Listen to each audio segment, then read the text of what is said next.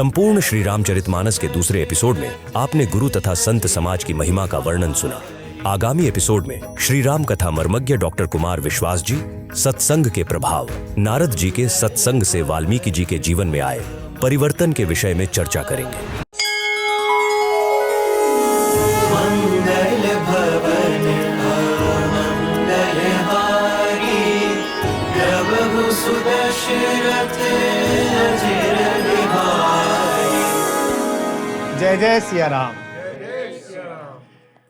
पूज्यपाद तुलसीदास जी महाराज द्वारा सृजित श्री रामचरितमानस के इस संगीतमय भावार्थ प्रस्तुति के इस तीसरे पुष्प चरण में, इस तीसरे एपिसोड में मैं आप सबके हृदयस्थ राघवेंद्र राम को सादर प्रणाम करता हूं। इस अंक में आगे बढ़ते हुए जो गोस्वामी जी ने कहा कि संतों का सत्संग, चलते फिरते हुए प्रयाग जैसे इन महात्माओं की कृपा हमारे जीवन में क्या परिवर्तन लाती है, उस अगली चौपाई पर हम पहुंचते हैं। मज्जन फल पेखिय तत्काला, काक होई पिक बकऊ मराला। सुनिया चरज करे जनि कोई, सतसंगति महिमा नहीं कोई। पूज्यपाद तुलसीदास जी कहते हैं कि वे संत जो तीर्थराज के समान चारों तरफ विचरण करके हमें मोक्ष देते हैं, उनके साथ मिलने का, उनके प्रभाव में आने का जो फल है वो तत्क्षण मिलता है, उसी पल मिलता है। और उनका महात्म्य बताते हुए, उनकी महिमा बताते हुए गोस्वामी जी कहते हैं कि कौआ कोयल में परिवर्तित हो जाता है और बगुला हंस हो जाता है। संतों की यह महिमा सुनकर किसी को आश्चर्य नहीं करना चाहिए, क्योंकि संतों की यह महिमा किसी से छिपी हुई नहीं है। अब कहते हैं मज्जन फल पेखिए तत्काला।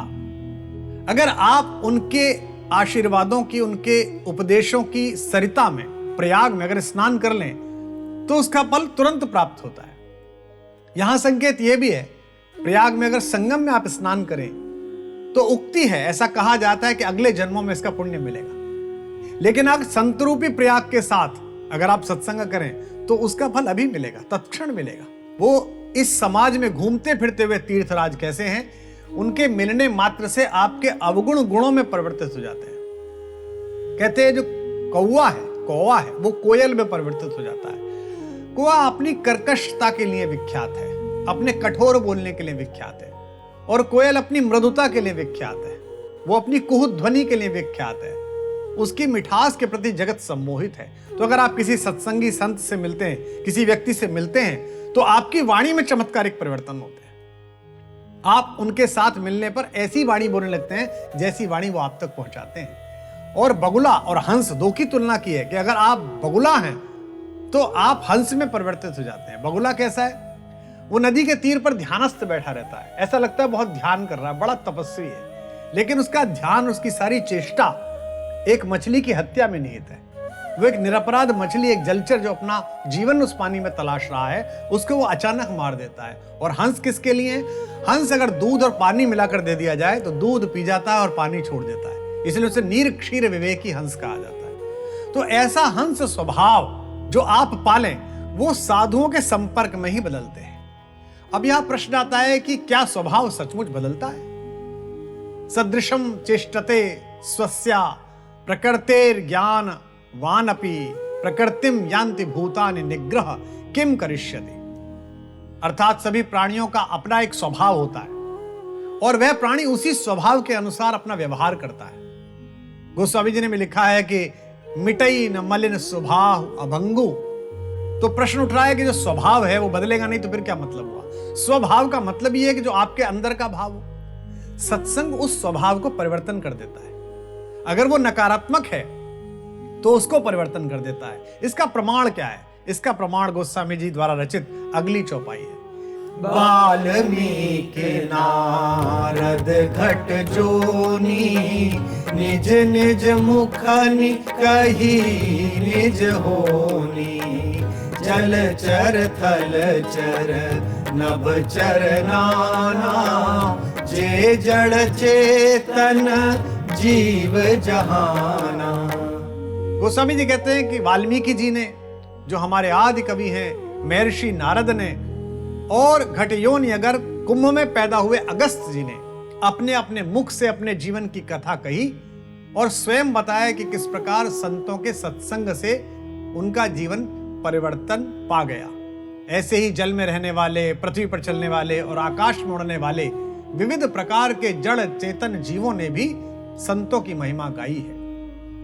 3 जगत प्रसिद्ध धर्माचार्यों और महात्माओं का दृष्टांत आपके सम्मुख है और इन सब ने अपनी कथा के माध्यम से यह बताया कि सत्संग ने उनके जीवन में क्या बदला।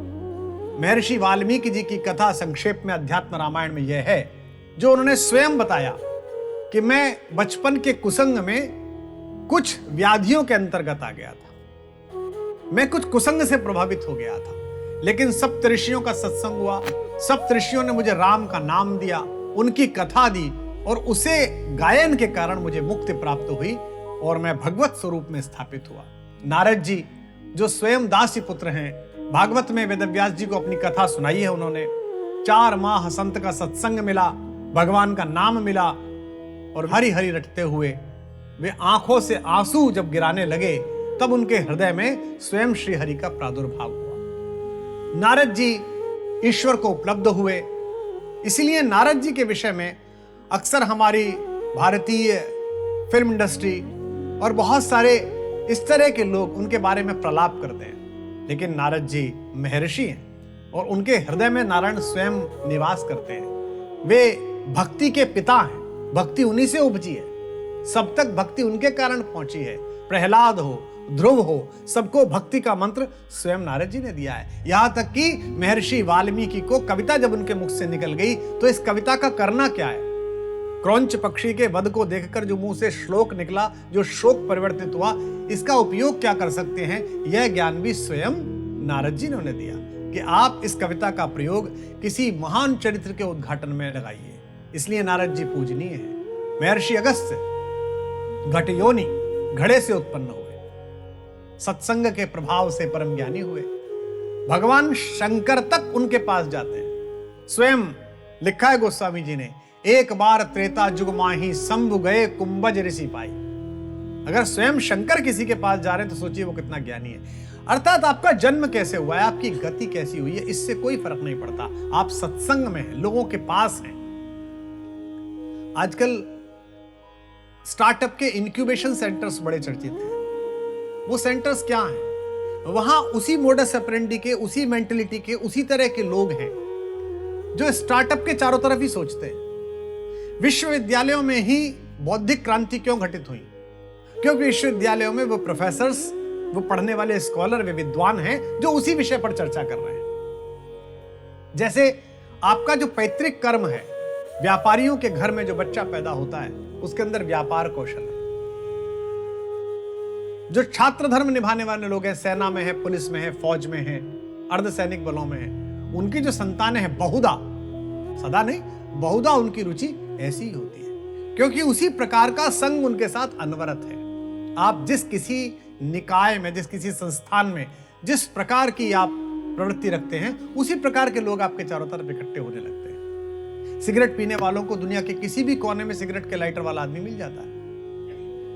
शराब पीने वालों को पूरी दुनिया में शराब पीने वाला मिल जाता है, और सत्संग करने वालों को पूरी दुनिया में सत्संग करने वाले मिल जाते हैं अगर वो ढूंढे तो यही वो कह रहे हैं कि जलचर, थलचर, नभचर जितने भी प्रकार के हैं वे सब जड़ चेतन इसी सत्संग से तर गए हैं।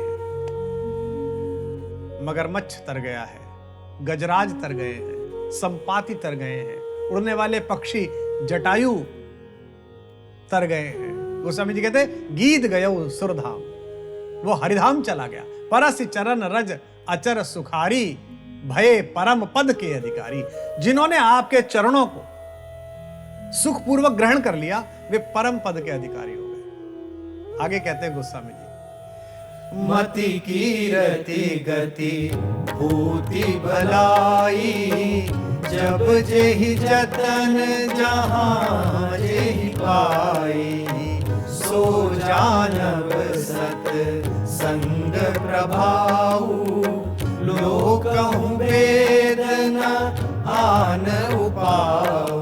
अर्थात वेद और लोक भी यही बताते हैं, दो प्रकार की व्याप्ति है, एक वेद की और एक लोक की। एक पुस्तक से आती है, एक सत्संग से, जनता से आती है।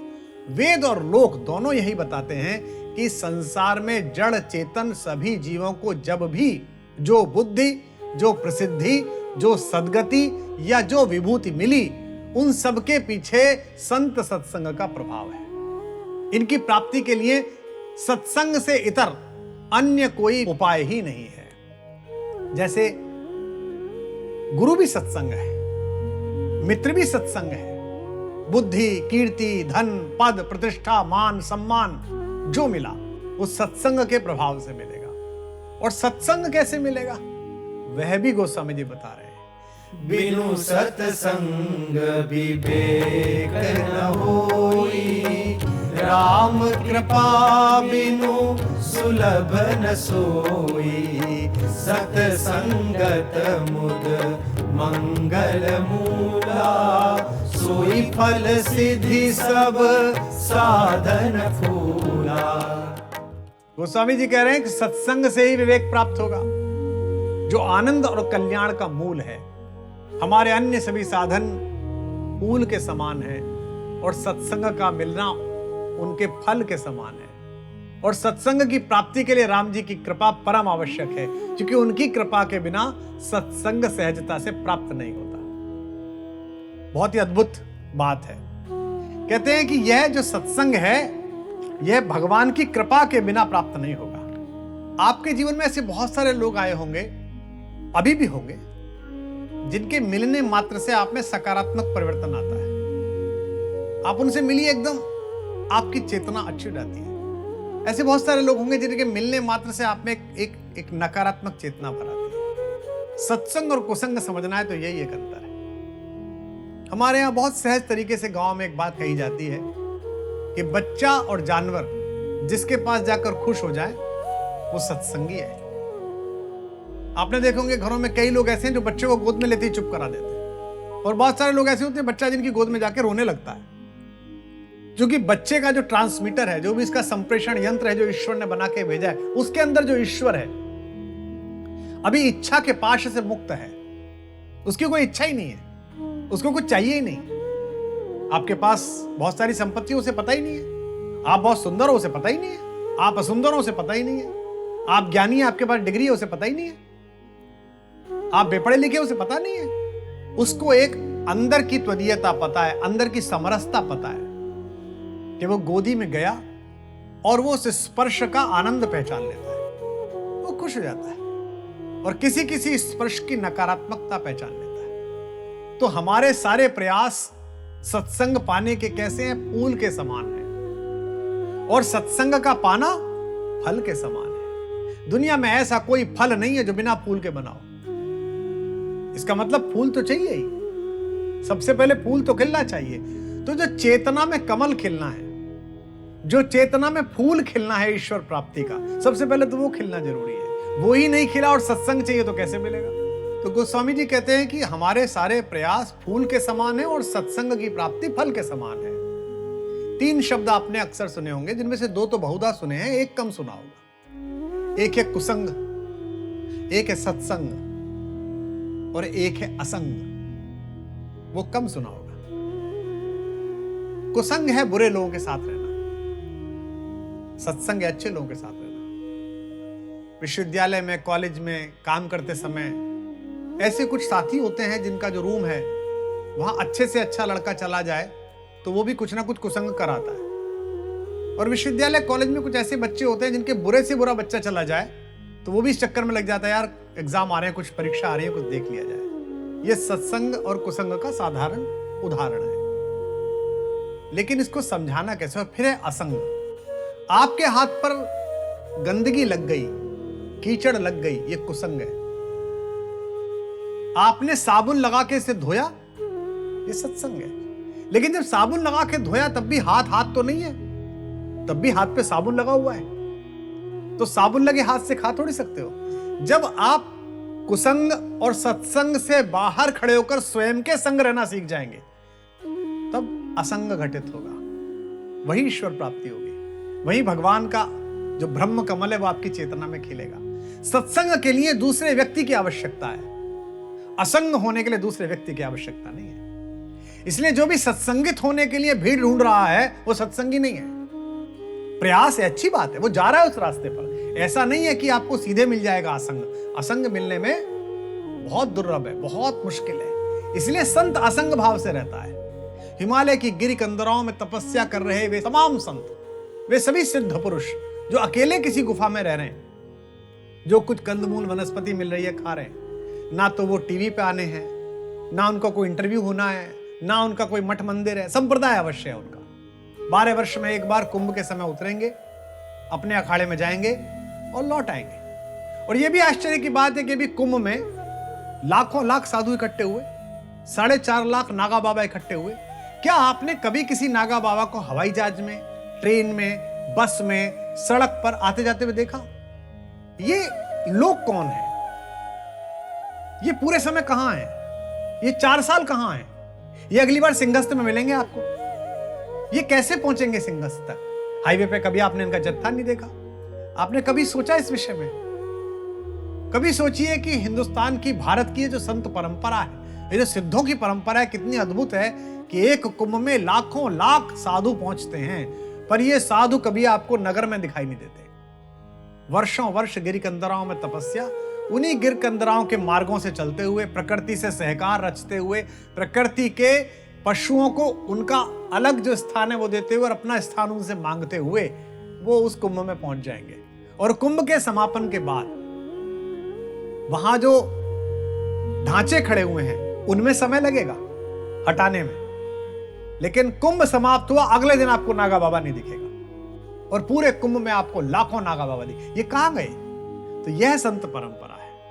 और इन्हीं के सत्संग से कैसा भी प्रकार का मनुष्य हो, ऐसे ही संतों के दर्शनों के साथ बैठने से ही मनुष्य के अंदर क्रांति आती। गोस्वामी जी कहते हैं, 60 सुधरहि सत संगति पाई, पारस परस कुधात सुहाई, विधि बस सुजन कुसंगत परहि, हरि मन सम निज गुण अनुसरहि। गोस्वामी जी कहते हैं जैसे पारस का स्पर्श पाकर लोहा भी सुंदर सोना बन जाता है, उसी प्रकार सत्संगति पाकर दुष्ट भी सुधर जाता है। यदि देवयोग से कभी संत कुसंग में पड़ भी गए तो उन पर कुसंगति का कोई असर नहीं पड़ता, उसके बाद भी वे सबको प्रकाशित करते रहते हैं। जैसे सांप के मस्तक पर रहने वाली मणि सांप में समस्त विष होने के बाद भी विषैली नहीं होती और अपना प्रकाश धारण करे रखती है, सत्संग से ऐसे ही शठ सुधर जाते हैं। अब सत्संग से शठ कैसे सुधर जाते हैं? क्योंकि पारस एक ऐसा काल्पनिक पत्थर है जिसकी खोज में वर्षों वर्ष आज भी लोग बाग घूमते रहते हैं कि किसी को पारस मिल जाए। पारस पत्थर वह है जो किसी धातु को छू ले, कुधातु को भी छू ले तो उसे सोने में परिवर्तित कर देता है। इसीलिए भगवान से प्रार्थना करते समय भक्त कहता है, प्रभु जी मोरे अवगुण चित्त न धरो। अगर मुझ में अवगुण भी हैं तो आप इसे हृदय में क्यों धारण करते हो? क्योंकि आप तो पारस हो, जिसे छू लो वो सोना बन जाता है। तो लोहा सामान्य धातु है और सोना उत्कृष्ट धातु है। स्वर्ण तो प्रकृति के प्रारंभ से ही मनुष्य की अभीप्सा का हेतु है। सोना मनुष्य की अभीप्सा का उच्चतम बिंदु है और लोहा तो हर जगह उपलब्ध है। लेकिन पारस लोहे को छुए तो भी सोना, पत्थर को छुए तो भी सोना। लोहे में भी अगर कोई लोहा बधिक के घर है जो प्रतिपल गर्दनें ही काट रहा है निरपराध पशु के, उसको भी अगर पारस छू ले तो भी सोना। और जो सोना भगवान के विग्रह के नीचे पटका बना के लगाया गया है उसे छू ले तो भी सोना। तो जब पारस ये भेद नहीं करता, ये प्रभु तो आप भेद क्यों करते हो? एक लोहा पूजा में राखत एक घर बधिक परो, यह दुविधा पारस नहीं जानत, कंचन करत खरो, प्रभु जी मोरे अवगुण चित्त न धरो। सत्संग का एक पल भी आपका जीवन बदल सकता है। 2 छोटे छोटे प्रसंग मैं आपको सुनाता हूं। भगवान बुद्ध तथागत के समय में एक बड़ा दुर्दांत दस्यु हुआ अंगुलीमाल।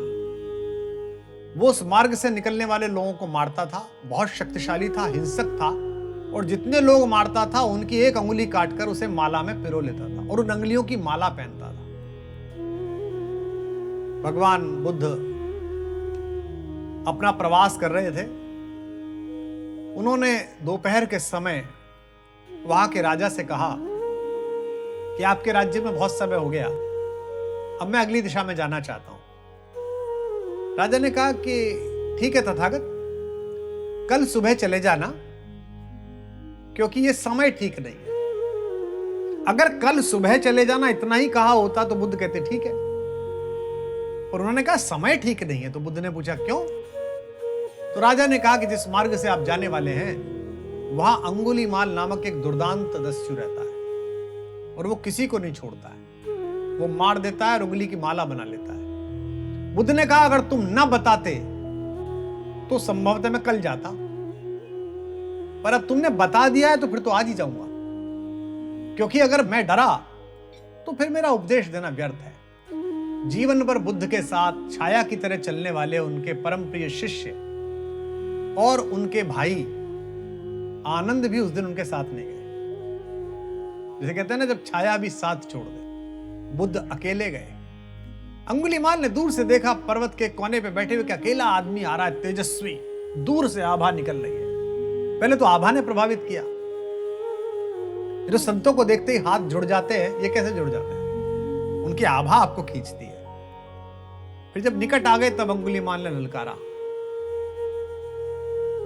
और कहा रुक जा। बुद्ध रुक गए। बुद्ध ने कहा मैं तो रुक गया, तू कब रुकेगा? और इस एक वाक्य ने अंगुलीमाल का जीवन बदल दिया। अंगुलीमाल के हाथ से फरसा छूट गया। उसने ये बात सोची, तू कब रुकेगा? और बुद्ध के चरणों में अपना सिर रख दिया और कहा तथागत मेरा उद्धार करिए। बाद में बहुत बड़े संत के रूप में अंगुलीमाल विख्यात हुए, जगह जगह घूमे। पंजाब के एक बहुत बड़े व्यापारी थे जिनके बहुत सारे बनाए हुए मंदिर और विद्यालय ब्रज क्षेत्र में हैं, लाला जी नाम से। इतने बड़े व्यक्ति थे कि उनके यहां से सोने का, तेल का भाव खुलता था। बहुत पैसा कमाया, लेकिन धर्म में गति थी, सत्संगी व्यक्ति थे।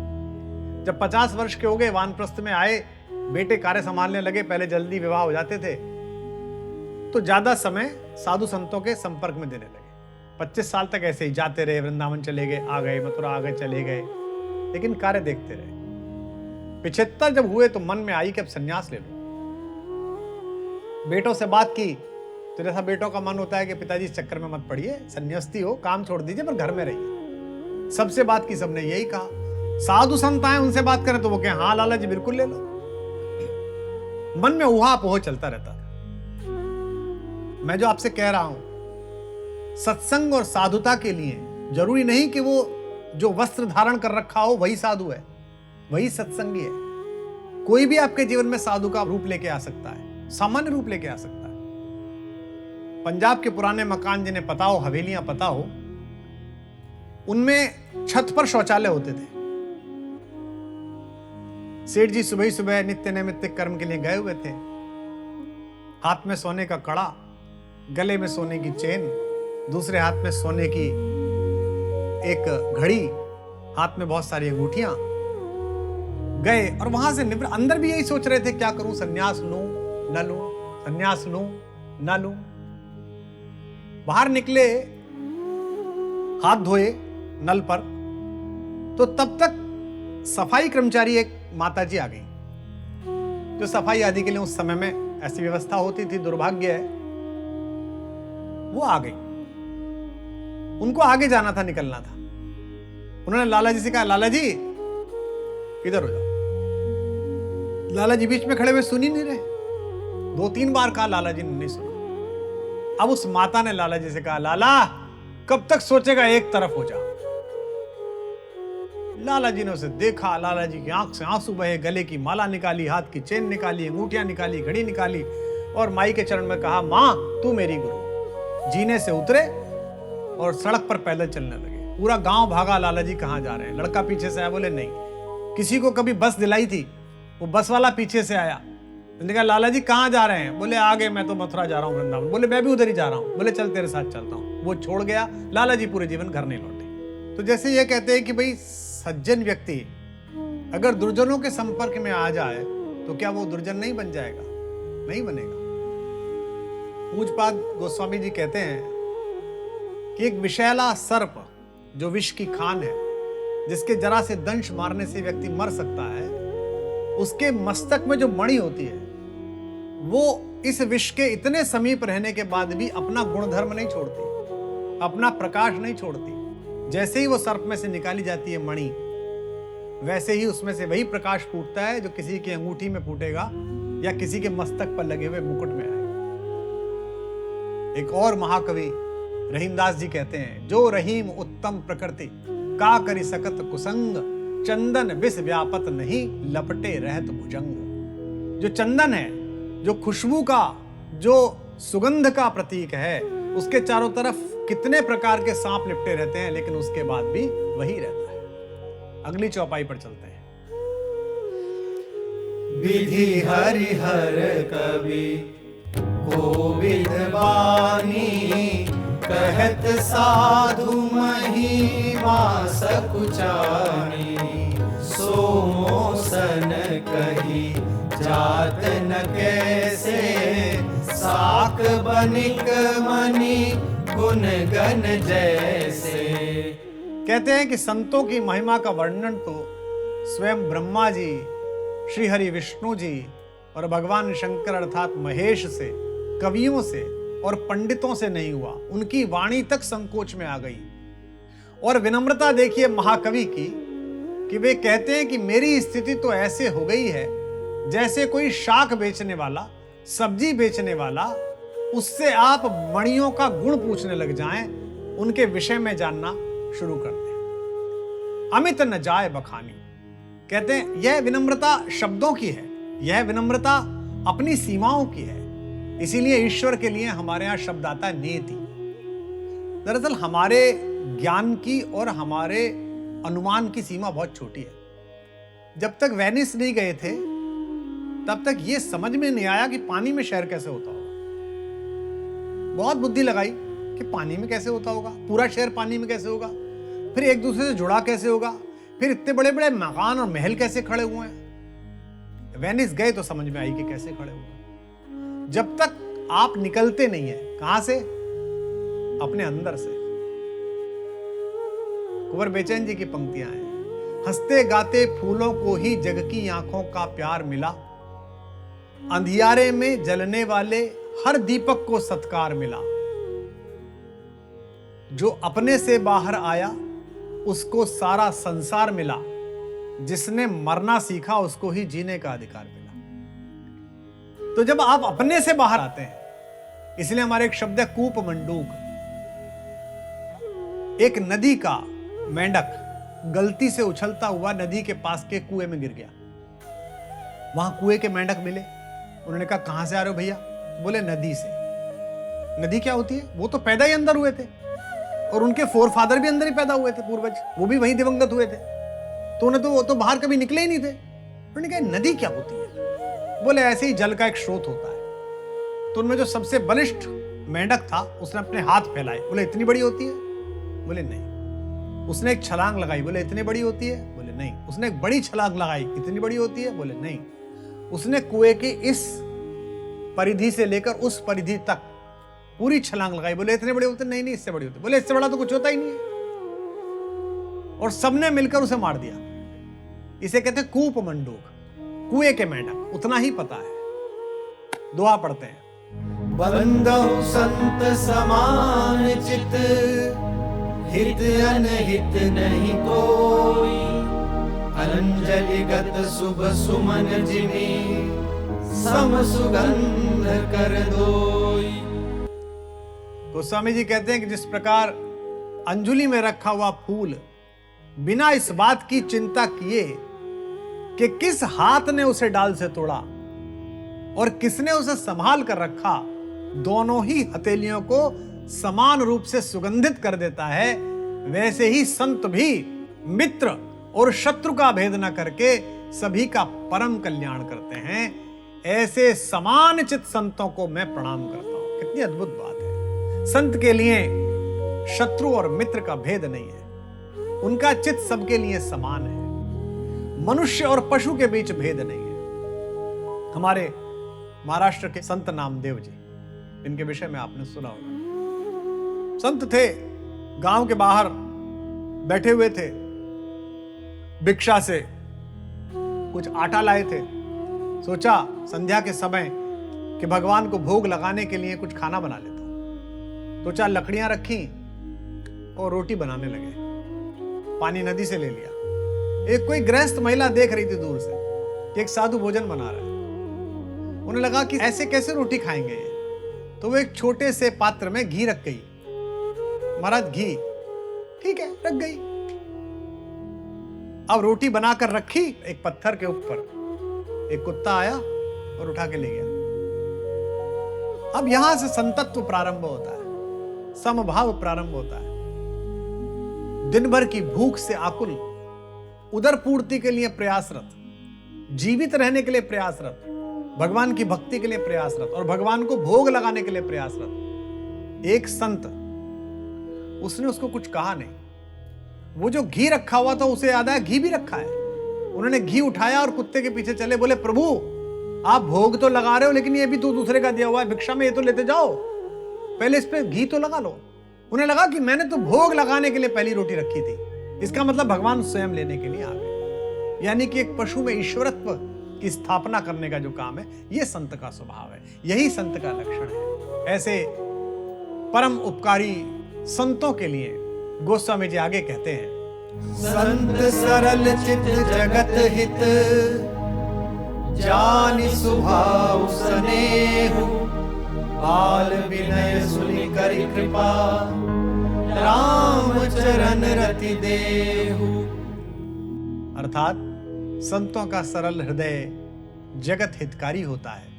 उनके स्वभाव से मैं परिचित हूं, इसलिए मैं उनसे विनती करता हूं कि वे मेरे इस बाल विनय को स्वीकार करके मेरे मन को श्री राम जी के चरणों में प्रीति देने की कृपा करें। संत सरल चित, और कैसे? जगत हितकारी। और तीसरी बात बाल विनय।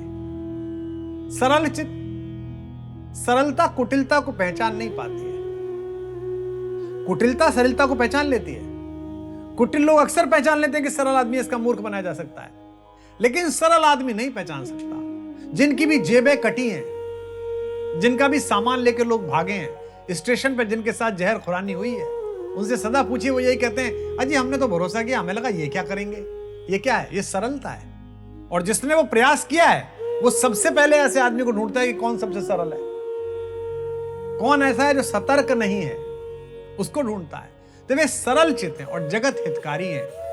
और तुलसीदास जी की विनम्रता देखिए कि आयु के इस पड़ाव में, जब वे जगत विख्यात हो चुके हैं, जब पूरा भारत उनकी प्रतिभा के सम्मुख नतमस्तक है, समस्त संत समाज उनको कविकुल चूड़ामणि कहता है, उस समय वे मानस की रचना के प्रारंभिक पलों में कहते हैं, ये मेरी बाल विनय है, मैं बच्चा हूं और आपसे मांगता हूं। और क्या मांगते हैं? राम के चरण में रति दीजिए, राम के चरणों में प्रेम दीजिए, राम के चरणों में मेरी आस्था दीजिए। यहां से श्री रामचरितमानस का एक ऐसा प्रकरण प्रारंभ होता है जो बहुधा हमारे ग्रंथों में नहीं मिलता। मंगलाचरण में देवताओं की वंदना, मंगलाचरण में इष्टों की वंदना, मंगलाचरण में गुरु की वंदना, यह सब परंपरा है। लेकिन मंगलाचरण में खल की वंदना, दुष्टों की वंदना, ये रामचरितमानस का ही कौशल है। और ये पूज्यपाद गोस्वामी तुलसीदास महाराज की ही कृपा है। वे खल यानी दुष्टों की वंदना करते हैं। दुष्टों की वंदना क्यों करते हैं? क्योंकि उन्हें पता है कि जब वे अच्छा कार्य करने जा रहे हैं, इसमें दुष्ट विघ्न डालेंगे। वे जगत की परिस्थितियों से जुड़े हुए हैं, उन्हें पता है कि उनके बारे में दुर्वाद फैलाया जाएगा, उनमें कमियां निकाली जाएंगी, इसलिए वो पहले ही दुष्टों को वंदना कर रहे हैं। अगर आपसे कोई ज्योतिषी कहे कि आपसे बृहस्पति नाराज है, तो आप कम चिंतित होंगे। सूर्य नाराज है, बड़े कम चिंतित होंगे। आपसे कहें आपसे राहु नाराज है, तो आप कहेंगे इसका उपचार करो, सबसे पहले इसका उपचार। तो ये क्या कर रहे हैं?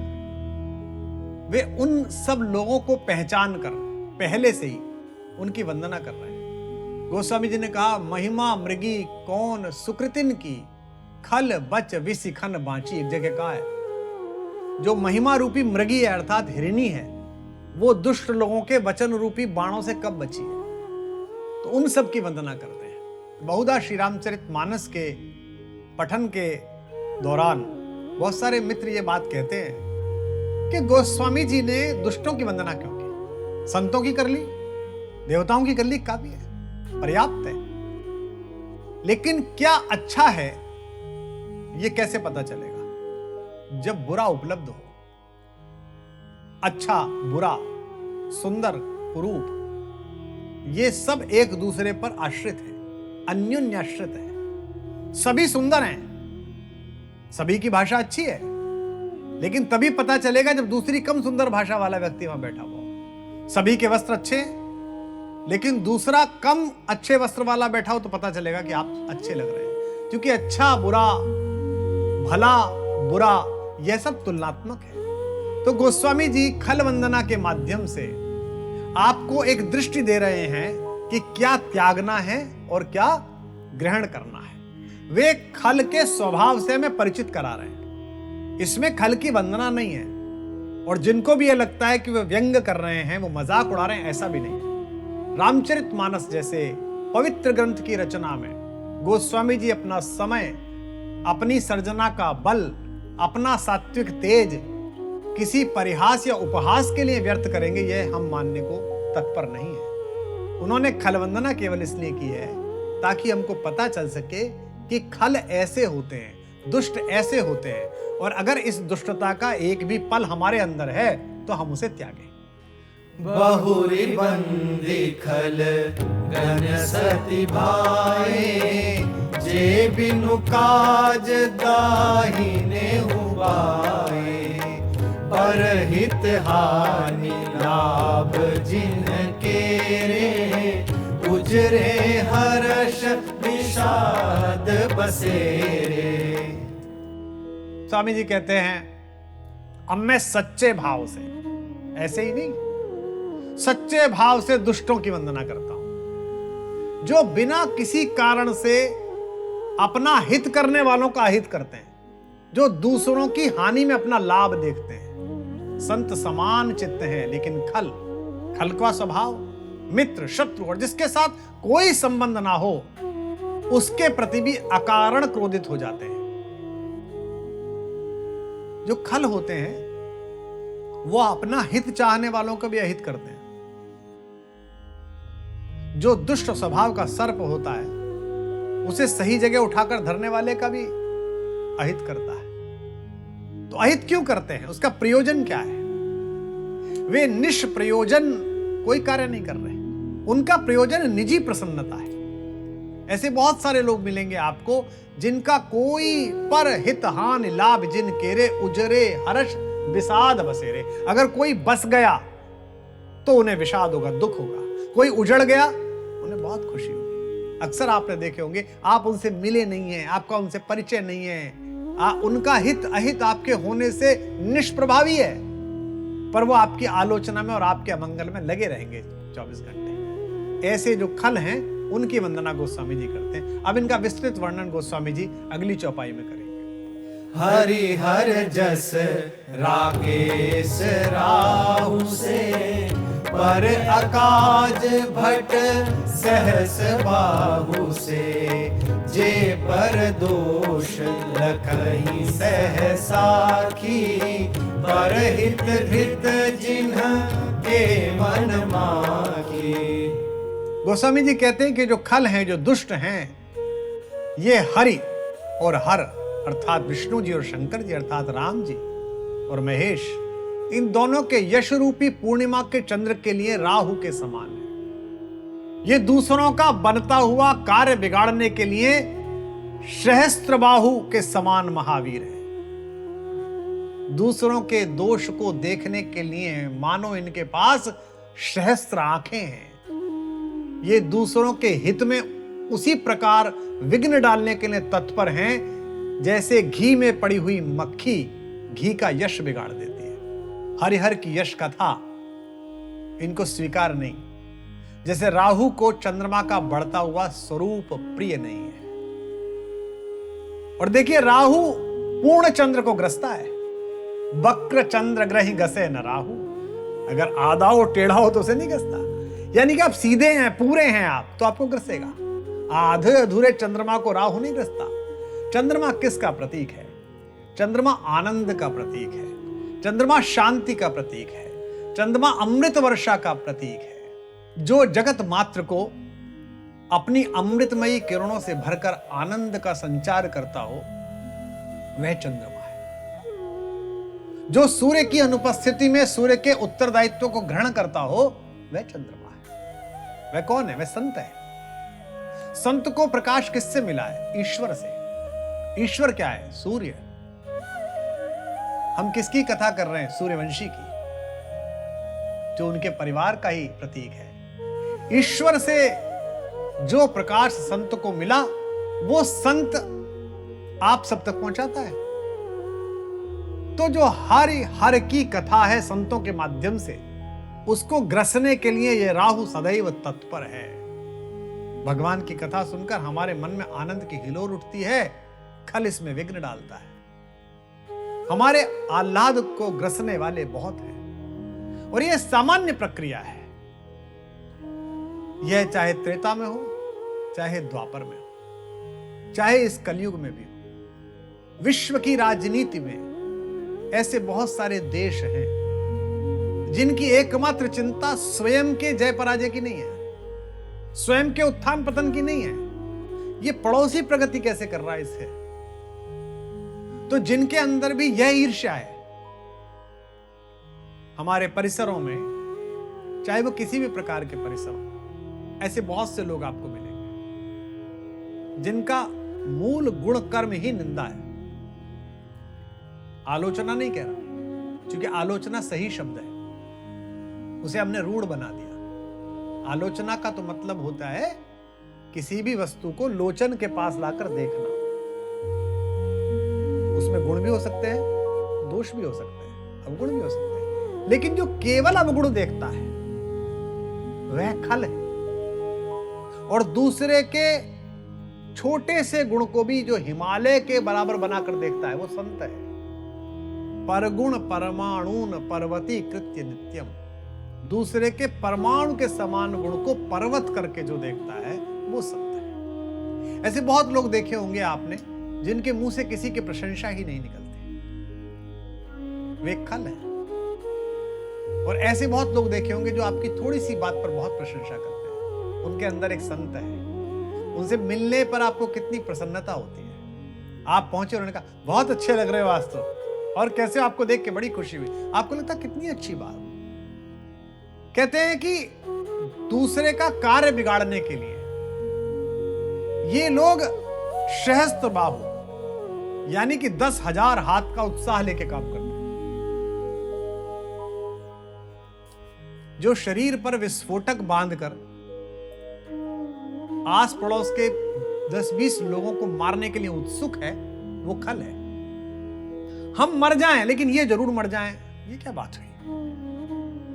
मैं भी जियो, आप भी जियो। सर्वे भवन्तु सुखिनः, सर्वे सन्तु निरामयाः, सर्वे भद्राणि पश्यन्तु मा कश्चित् दुःख भाग् भवेत्। मैं भी अच्छा रहूं, आप भी अच्छे रहें। इसमें किसी देश का नाम नहीं है, इसमें किसी समाज का नाम नहीं है, इसमें किसी प्रदेश का नाम नहीं। यह भारतीय मनीषा है कि सब सुखी रहें। और कहते हैं जे पर दोष लखई सह साखी, पर हित ग्रत जिनके मन माकी। जो दूसरे के दोष को 1000 आंखों के साथ देखते हैं, 1000 आंख करके देखते हैं, और दूसरे का हित उनके लिए उस घी के समान है जिसमें वो खुद कूद के मर जाएंगे, लेकिन उसको बिगाड़ के मानेंगे, अपना चाहे नाश हो जाए। घृत आयुर्वेद में सर्वाधिक पुष्टिकारी चीज बताई जाती है। किसी ने खूब जोड़ जाड़ के करा, खूब मेहनत से काम किया।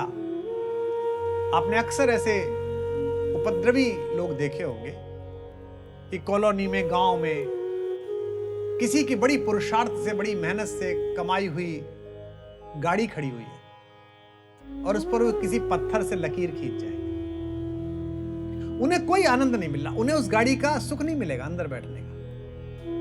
उन्हें इस बात का सुख है कि हमने इनका काम बिगाड़ दिया। वे सब खल हैं। गोस्वामी जी आपको यही सिखा रहे हैं कि खल कौन है और संत कौन है। तेज कृशानुरोष महिषेशा अघ अवगुण धन धनी धनेशा उदय केत सम हित सबही के कुंभकर्ण सम सोवतनी के।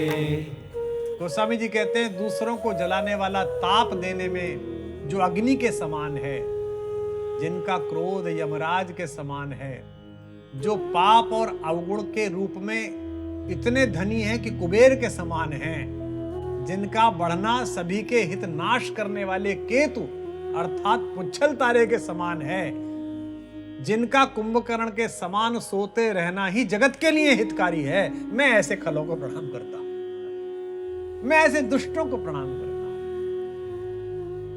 कहते महिषेशा, यमराज, महिष जिनका वाहन है, जो उस पर बैठे रहते हैं, और महिषासुर दैत्य, सिद्धियां थी, अहंकार था, सबको प्रताड़ित किया, तो देवी ने उसका वध किया। कुंभकर्ण की भांति सोते रहने में ही जगत का कल्याण है, जिनका जो सोते रहेंगे तो ठीक है। कुंभकर्ण ने तपस्या की, जो यही खल नित करब आहारू हो यही सब उजरी संसार, और कहा कि मुझे भगवान वरदान दीजिए कि मैं 6 महीने जागूं और 1 रात्रि सोऊं। भगवान ने सोचा ये इतना बड़ा है, ये तो सब खा जाएगा, तो सब नष्ट कर देगा। तो सरस्वती उसकी जिह्वा पर बैठ गई और उसने उल्टा बोल दिया। उसके सोते रहने से ही प्रकृति का संतुलन है, वो जागा और गड़बड़ हुई। तो ऐसे ही हैं ये सारे खल, जो 6 महीने तो सोते रहेंगे और जिस दिन जागेंगे उस दिन जगत के सब अच्छे शुभ कार्यों और संकल्पों के खिलाफ काम करेंगे। इसलिए ईश्वर से प्रार्थना है कि ये खल सदा निद्रा में रहें, इन्हें ऐसे ही आनंद मिलता रहे। गोस्वामी जी ने खलों की वंदना इसलिए की है। पर अकाजु लगी तनु परिहरहि जिमिहि महु बल कृषि दरि करहि बंद उखल जस शेष सरोषा सहस बदन बर नहीं पर दोषा। गोस्वामी जी कहते हैं कि जैसे ओले किसान की खेती का नाश करके स्वयं भी गलकर नष्ट हो जाते हैं, इसी प्रकार ये खल भी दूसरों का कार्य बिगाड़ने के लिए अपने प्राण तक उत्सर्ग कर देते हैं। मैं इन दुष्टों को एक सहस्त्र मुख वाले शेषनाग जी के समान मानकर प्रणाम करता हूं, क्योंकि ये दूसरे के दोषों का एक सहस्त्र मुख से बड़े ही क्रोध के साथ वर्णन करते हैं। शेषनाग जी के अपमान का कोई मानस नहीं है, ये उपमा केवल दी गई है, क्योंकि वे दूसरे के दोष को एक सहस्त्र मुखों से वर्णित करते हैं। दोष तो अपना कहना चाहिए और स्वीकार करना चाहिए, दूसरे का दोष कहने से आप में कुछ नहीं होगा। तुलसी अपने राम से कह सुनौ निज दोष, होई दूबरी दीनता परम पीन संतोष। अपना दोष, अपनी त्रुटि यदि कह दी जाए तो पाप घट जाता है और हम क्षमा के अधिकारी हो जाते हैं। भारतीय न्याय पद्धति में भी और विश्व की न्याय पद्धति में जो लोग अपराध करने के बाद स्वयं जाकर न्याय प्रक्रिया के सम्मुख कहते हैं कि मुझसे ये दोष हो गया, दंड संहिता जब उनका न्याय करती है तो उनके प्रति नरमी बढ़ती है। लेकिन जो उस दोष को छुपाएं और दूसरे के दोष में लगे रहे, वे खल है। बहुधा हम सुनते भी हैं कि जब हम किसी पर एक उंगली उठाते हैं तो 3 उंगलियां हमारी ओर स्वयं इशारा करती हैं, संकेत करती हैं। किंतु खल जो हैं वो केवल दूसरों का ही दोष देखते हैं। ऐसे जो दुष्ट हैं उनको अनेक प्रकार से गोस्वामी जी प्रणाम करते हैं। पुनि प्रणवउ पृथु राज समाना पर अघ सुनाई सहस 10 काना बहुरी शक्र सम बिनवहु तेहि संतत सुरानीक हित जेहि। गोस्वामी जी कहते हैं मैं उन दुष्टों को, उन खलों को महाराज पृथु के समान मानकर प्रणाम करता हूं, क्योंकि महाराज पृथु तो 10,000 कानों से भगवान का यश सुनते थे, लेकिन ये खल अपने 2 कानों में 10,000 कानों का सामर्थ्य भरकर दूसरों का पाप सुनते हैं। मैं इनको देवराज इंद्र के समान मानकर इनसे विनती करता हूं, क्योंकि इंद्र को सुरानीक यानी देवताओं की सेना हितकारी लगती है, पर इन दुष्ट जनों को सुरा यानी मदिरा हितकारी लगती है। पृथु भगवान राम के पूर्वज हैं। पृथु वे राजा हैं जिनके कारण इस मेदिनी का नाम, इस धरा का नाम पृथ्वी है। उन्होंने संकल्प लिया कि वे 100 अश्वमेघ यज्ञ करेंगे। जब उनके 99वें अश्वमेघ यज्ञ पूरे हुए तो देवराज इंद्र को चिंता हुई और देवराज इंद्र ने बार बार उनके यज्ञ में विघ्न डाला। इस पर भगवान के राज्य के व्यवस्था देखने वाले इंद्र पर महाराज पृथु क्रोधित हो गए। तब श्रीहरि विष्णु ने पृथु को मनाया और कहा कोई बात नहीं, आपका यज्ञ पूरा नहीं हो पा रहा इंद्र के कारण, आप कोई वरदान मांगिए। तो पृथु ने भगवान की भक्ति में डूबकर कहा कि हे प्रभु, मुझे 1 सहस्त्र कान की शक्ति दो, मुझे 1000 कान की शक्ति दो, ताकि मैं आपका यशगान और आपकी कथा लगातार सुन सकूं। गोस्वामी जी कहते हैं ये दुष्ट जो हैं, ये खल हैं, ये दूसरों का पाप 1000 कानों से सुनने का सामर्थ्य रखते हैं। ये अगर कहीं गलत चर्चा हो रही है उससे सुनने के लिए कहीं भी पहुंच जाएंगे। इंद्र को सुरानीक अर्थात देवताओं की सेना प्रिय है और इन दुष्ट जनों को सुरा यानी मदरा नीक लगती है, सुरा नीक लगती है, हितकारी लगती है। जो अहितकारी है खल को वही हितकारी लगता है। और ये आपको समाज में लगातार घूमते मिलेंगे, आपको ये परिवार में मिलेंगे, आपको ये समाज में मिलेंगे, आपको ये सोशल मीडिया पे मिलेंगे। किसी के विषय में कोई भी बात फैला दीजिए, उसके नीचे जो प्रसन्नता के साथ बात करें, हाँ वो सब वही खल है। उन्होंने आपको देखा नहीं है, आपसे मिले नहीं है, आपके विषय में उन्हें पता नहीं है, लेकिन वो तुरंत प्रक्रिया में जुट जाएंगे। तो गोस्वामी जी आपको परिचित करा रहे हैं कि खल होना क्या है। बचन बज जेहि सदा प्यारा, सहस नयन पर दोष निहारा। कहते हैं जिनको वज्र रूपी कठोर वचन सदैव प्रिय हैं और जो सहस्त्र नेत्रों से दूसरे का दोष देखते हैं। क्योंकि इंद्र को वज्र बहुत प्रिय है, इंद्र का आयुध है वज्र, इसी वज्र से उन्होंने वृत्तासुर का संहार किया था। लेकिन खलों की बात ही निराली है, वह तो अपने मुख से, अपनी वाणी से, अपने कथन से ही वज्र का काम करते हैं। छोटी सी जीभ है, उसे घुमा देते हैं। रईमन जिब्या बावरी कह गई सरग पताल, आपहूं तो भीतर गई जूती खात कपाल। इतनी सी है, गलत बात कह गई, खुद तो अंदर चली गई और कपाल पर जूते पड़े। तो वह जो छोटी सी जीभ इनकी वज्र की तरह है, वह लोगों पर गिरती है, जबकि वाणी तो मधुर होनी चाहिए। उसी वाराणसी के एक अलमस्त संत कबीरदास कहते हैं, मधुर वचन है औषधि, कटुक वचन है तीर, श्रवण द्वार वह संचरे, साले सकल शरीर।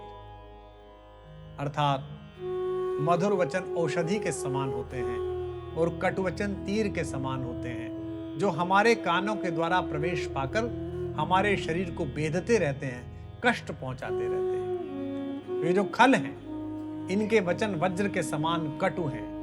वज्र से तो पहाड़ चकनाचूर हो जाता है, लेकिन ये लोगों के हृदय को पीड़ा पहुंचाते हैं। यही नहीं, जैसे इंद्र के पास एक सहस्त्र आंखें, इंद्र को सहस्त्राक्ष कहते हैं, 1000 आंखें उसके पास, ऐसे ही दुष्टों के पास दूसरों का अवगुण देखने के लिए 1000 आंखें हैं। वे प्रतिपल सहस्त्र नयनों से दूसरों के दोष देखते रहते हैं। सहस्त्र नयन पर दोष निहारा। लेकिन संत तो पाप और दोष देखकर भी, पर छिद्र देखकर भी कपास की तरह उसे भरने में लगे हुए, जो पीछे बताया गया था, और दुष्ट प्रवृत्ति के लोग दोष दर्शन में ही लगे हुए हैं। उदासीन अरमीत हित सुनत जरहि खलरीति जानि पानि जुग जोरि जन विनती करई सप्रीति। दुष्टों की तो यह रीति है कि वे अपने मित्र, अपने शत्रु अथवा किसी ऐसे का हित सुनकर भी जल जाते हैं जिससे उनका कोई संबंध नहीं है। इसलिए गोस्वामी जी कहते हैं कि मैं दोनों हाथ जोड़कर उनसे विनती करता हूं, उनकी प्रार्थना करता हूं, उनकी वंदना करता हूं। संत जहां अपना पूरा जीवन दूसरों के हित में, परोपकार में न्यौछावर कर देते हैं, वहीं ये खल, ये दुष्ट जन अपना हाथ, अपना मुंह, अपना कान, अपनी आंख, अपना पूरा व्यक्तित्व लगाकर दूसरों का अहित करने में लगे रहते हैं। जैसे मक्खी अपना जीवन समाप्त कर लेती है ना, दूसरों द्वारा श्रम पूर्वक कमाए गए नवनीत अर्थात मक्खन में गिरके, घी में गिरके, ऐसे ही ऐसे दुष्ट लोग अपने जीवन तक को होम कर देते हैं, लेकिन दूसरों का अनर्थ करते हैं। तात्पर्य यह है कि गोस्वामी तुलसीदास जी इस महामंगलकारी, इस परम पुण्य प्रदान करने वाले, इस अद्भुत ग्रंथ श्री रामचरितमानस की सर्जना के प्रारंभ में ही हम सबको सूचित करते हैं कि खल कौन है जो इस आनंद में बाधा पहुंचाएंगे। इस अंक में आज इतना ही। राघवेंद्र राम जी की यह यश कथा इसी प्रकार निर्विघ्न चलती रहे और हम सबका जीवन संत जन युक्त, खल जन मुक्त हो, उनके चरणों में इसी प्रार्थना के साथ मैं आप सबके हृदयस्थ राघवेंद्र राम को प्रणाम करता हूं। पुनः भेंट होगी। जय जय सिया राम। अपने अपने मंगल भवन। संपूर्ण श्री रामचरितमानस के तीसरे एपिसोड में सत्संग और खल स्वभाव की चर्चा हुई। अगले एपिसोड में श्री राम कथा मर्मज्ञ डॉक्टर कुमार विश्वास जी बताएंगे कि साधु और असाधु, सज्जन और दुर्जन एक ही जगत में जन्म लेते हैं, पर उनके कर्म उन्हें किस तरह से अलग पहचान देते हैं। आइए चलते हैं श्री रामचरितमानस की भावरस संगीत यात्रा पर।